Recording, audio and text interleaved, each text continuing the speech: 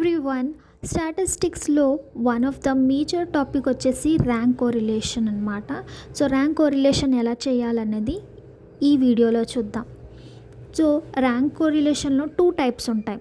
ఒకటి when ranks are unequal and ఇంకోటి వచ్చేసి వెన్ ర్యాంక్స్ ఆర్ ఈక్వల్.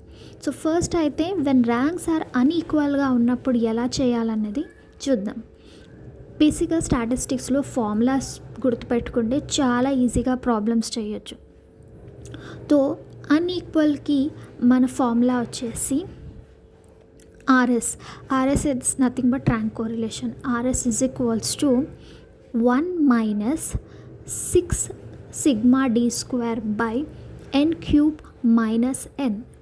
నేను 1 సపరేట్గా తర్వాత రాశాను బికాస్ దీనివల్ల మన హోల్ ప్రాబ్లం అనేది చేంజ్ అయిపోతుంది ఒకవేళ మీరు 1 - 6 అని పక్కనే రాస్తే. సో అందువల్ల మీకు ఈజీగా అర్థం అవ్వాలని ఇలా రాశాను. So let's solve A problem. So x is equals to 1 2 3 4 5 and y is equals to 2 1 4 3 5. So solution చూద్దాము.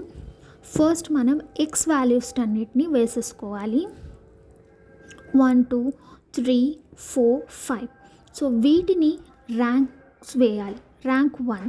సో బేసిక్గా ఫస్ట్ ర్యాంక్ అన్న వాళ్ళకి ఫస్ట్ నెంబర్ అనుకుంటాం, బట్ ఈ స్టాటిస్టిక్స్లో మాత్రం ఏదైతే హయ్యెస్ట్ వాల్యూ ఉంటుందో అది వచ్చేసి మనకి ర్యాంక్ 1 అనమాట.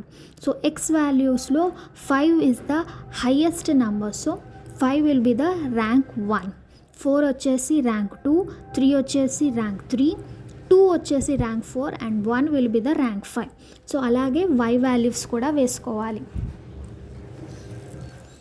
2 1 4 3 5. సో వీటికి కూడా ర్యాంక్స్ వేయాలి.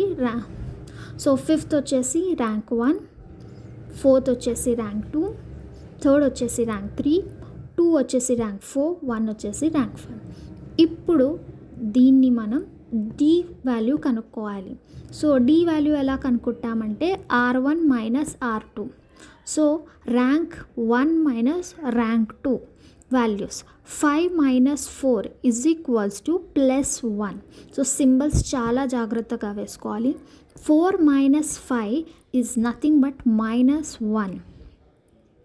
సో ఇదే రకంగా 3 - 2 +1, 2 - 3 is -1, 1 - 1 0.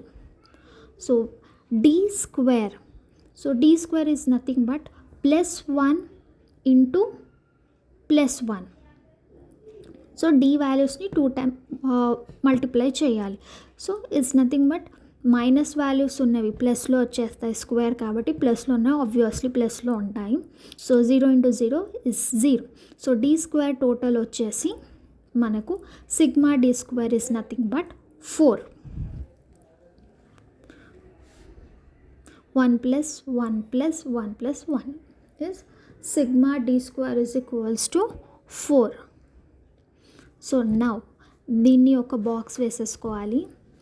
సో ఇప్పుడు మనం ఏదైతే ర్యాంక్ కోరిలేషన్ ఫార్ములా ఉందో వాటిని దాంట్లో సబ్స్టిట్యూట్ చేసుకోవాలి. 6 × d స్క్వేర్ ఎంత వచ్చింది మనకి 4.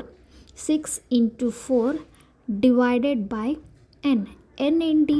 n is nothing but number of items. ఇప్పుడు ఫర్ ఎగ్జాంపుల్ మనకి వాల్యూస్ ఎన్ని ఉన్నాయి? 1 2 3 4 5 5 వాల్యూస్. ఒకవేళ ఇలాగే ఎన్ని వాల్యూస్ ఉంటాయో అది నంబర్ ఆఫ్ ఐటమ్స్ కింద మనం కౌంట్ చేసుకోవాలి. So 5 whole cube -5 1. So same RS is equals to 1 - 6 4s are 24 divided by 5 cube. 5 × 5 × 5. 5 5s are 25. 25 5s are 125 minus 5. RS is equals to 1 - 24 by 125 minus 5 is 120. RS is equals to 1 - 24 divided by 120 is nothing but 0.2. So RS is equals to 1 - 0.2 చేస్తే మన value వచ్చేసి 0.8. So rank correlation is nothing but 0.8.